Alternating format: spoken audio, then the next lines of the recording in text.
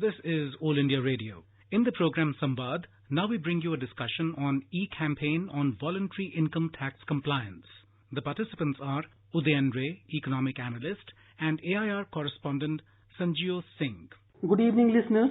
The level of tax compliance of a country is really an important thing. It shows the maturity of socio-economic system, and no doubt it is one of the key factors responsible for the development of the country. Udayan, first of all, for our listeners, please simplify few keywords related to income tax like assessment year, financial year, TDS and TCS.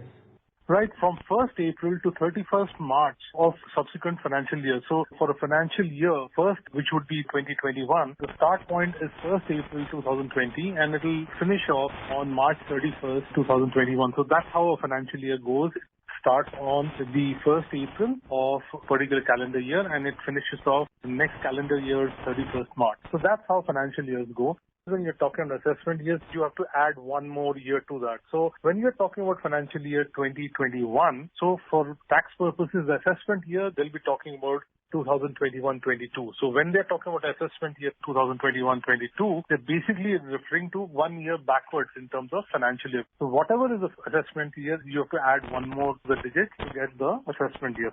Tax deducted at source is basically for certain kinds of transactions. Most of the listeners would be aware of interest on bank deposits. So transactions like that, even real estate sales transactions, what happens is a certain percentage of earnings above a certain threshold, it gets deducted. So it gets deducted and you're basically paying the government tax in advance. So it's a form of an advance tax. And then, of course, subsequently, depending on your income tax slab, etc., deductions that you do, you pay the remaining amount of tax. So it's upfront paying tax is tax deducted at source. That's for the individual taxpayer. Now, if a person is into sale of goods and services, then you're collecting it. So therefore, there again, you're paying the government tax in advance. So that's tax collected at source. So these are the four terms that you mentioned, and these are the brief explanations for them.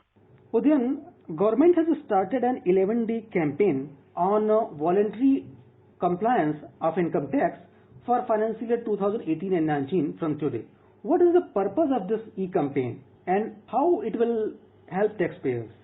Sanjeev, if you haven't filed up your income tax return and have not paid up the tax, then it's giving you a chance to do that. And it's always a very good idea because sometimes the whole thing gets into a little bit of a tizzy if you don't do these things on time. For instance, if it so happens that you are entitled for a refund, so then you are not on the right side of the law and you're not doing the right duty as a citizen. So number one. Second is you can be on the right side of the law and also again you might be entitled to refunds. Now there are certain things you will not get like carrying forward capital losses. For that you have to absolutely pay up on time. So that, of course, you will not get, but some of the fines and some of the other things that keep pumping up, so that becomes a problem. Second is if you have a defective sort of a return or, there were some shortcomings in those returns, so the income tax department, they're going to get in touch with you. So in case of a non-filer, they would get in touch with you. If there were some deficiencies, some details were missing, or if they're not adding up, then they will get in touch with you. And third are basically about transactions. Transactions, you would have filed your returns and done everything,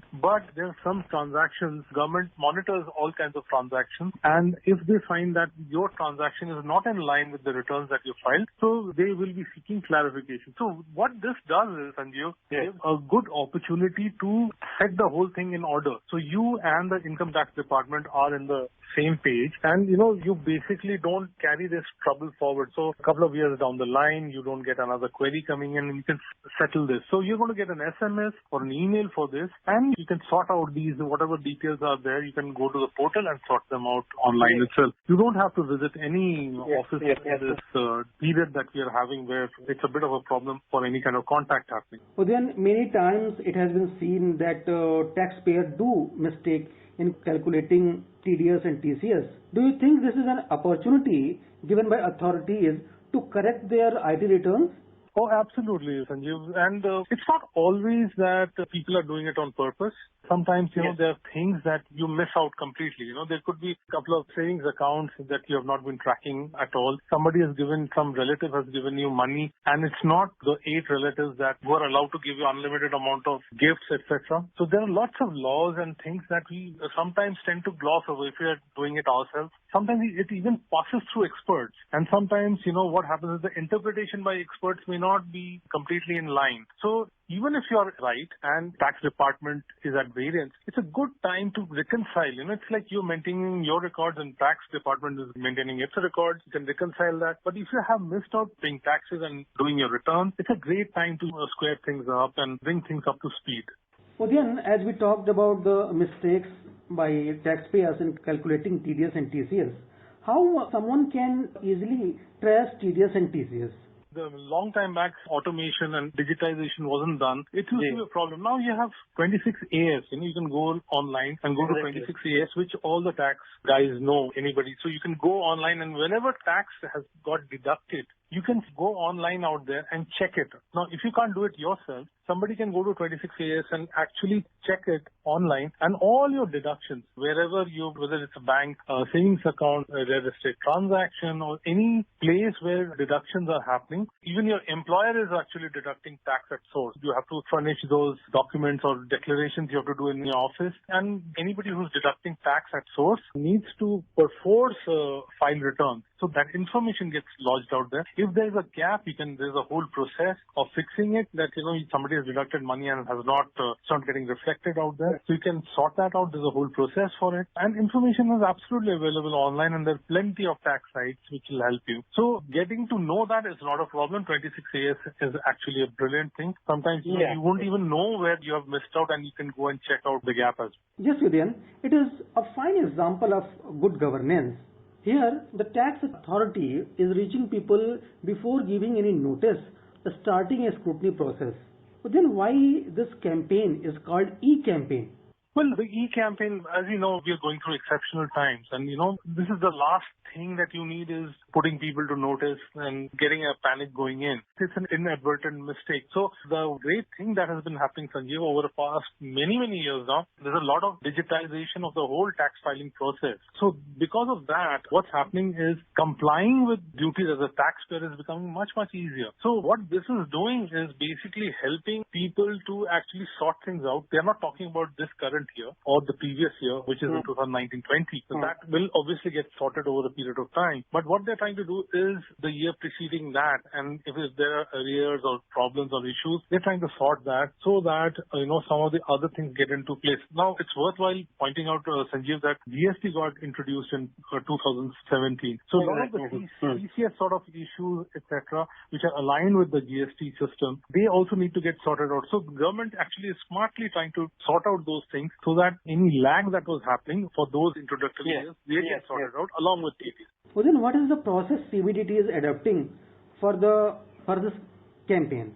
The process, as has been mentioned by the communication from CBDT, is that, you will get an email and an SMS about what the query is. So if you haven't filed, they'll tell you that you haven't filed or you haven't paid taxes. Or if there has been some deficiency, sometimes what happens is something as minor as some date of birth or some personal details which is not adding up, or the PAN number, some discrepancy, something like that. In one of the fields or a couple of fields, things are not okay. Sometimes the numbers, there might be an issue. Sometimes you might have asked for something and something is not adding up. They might have gone back. And, sometimes what happens, Sanjeev, is your income is a source. It's a chain. Something like you're getting a rent from some place. So sometimes it's not all adding up together. So that could be the issue. The other could be that you've done a transaction. So all these things you would be pointed out, and then you would be asked to go to the portal where you'll have to give information, evidence, etc., and then eventually sort it out. So it's also worthwhile pointing out, Sanjeev, there's a lot of times that there's a difference of opinion between the tax department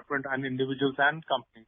First the notice comes and then there's litigation happens. So it's a nice little way in this period to sort these things out and without getting into a adversarial sort of interaction, and just do it very quickly online, because when you're doing it online, you really don't end up spending so much of time. You actually go to an office and you end up spending a lot of time. Here you have to provide very specific information, and as a consequence the solution will be very quick. Means this e-campaign is only for the identified taxpayers and persons who are getting email or SMS don't need to go any income tax office?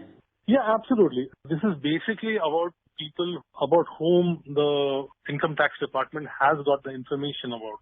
So they've got to know about some transaction that has happened. So sometimes what happens, Sanjeev, somebody's bought a car or somebody's done something, bought something else. It could be a jewelry or something like that. Something which is a high ticket item or maybe a travel somewhere which is not kind of expensive and it has come to a notice. And therefore, tax department wants to sort it out and try to reconcile, try to find out, whenever you're earning something, then you have the means to spend it. So all the puzzle pieces have to be in place. So that is an important thing. And of course, once you sort these things out, to do that, you have to do it online. You don't have to visit any office. And that actually is a huge jump. If you remember, there have been so many media reports over so many years about which show the pictures of long queues and other things, very crowded offices, income tax office. This is a good window people are getting, an 11-day window starting today, where people can actually go from the comfort of their homes or offices. They can sort it out. They don't have to really mess around and go from pillar to post, etc. Even in offices, things have got streamlined, income tax offices. But this is also neat and so less fuss kind of route. Udayan, suppose someone got email or SMS regarding their income tax compliance, what steps should be taken? Well, the first thing to check is what is it being sought. So first thing you need to do is not get nervous about it, because this campaign is trying to make you aware about the thing. So basically, you don't have to panic. You have to just get a sense of what the details are. If somebody's a regular taxpayer, Sanjeev, so in any case, they would have been getting these SMSs and also their emails, they would have been getting it. So it's not a thing that wouldn't have been happening to them at all. So it should not come as a surprise to it. Maybe to a first-time taxpayer it would. Then they go to that portal where they're being directed to, and they have to try and give those details that are being sought. It could be anything. It could be a missing information. It could be some document whose soft copies have to be provided. Sometimes it could be an information from the past that has to be given, and refreshed, and you have to just give the detail. Sometimes it has to be an extra detail that has to be given. Some transaction that has happened and people want a proof of that. So maybe you have to give some proof about it. Okay. So things like that might happen. What is the last date for filing as well as revising the income tax return for the assessment year 2019-20, to which one can also say financial year 2018-19?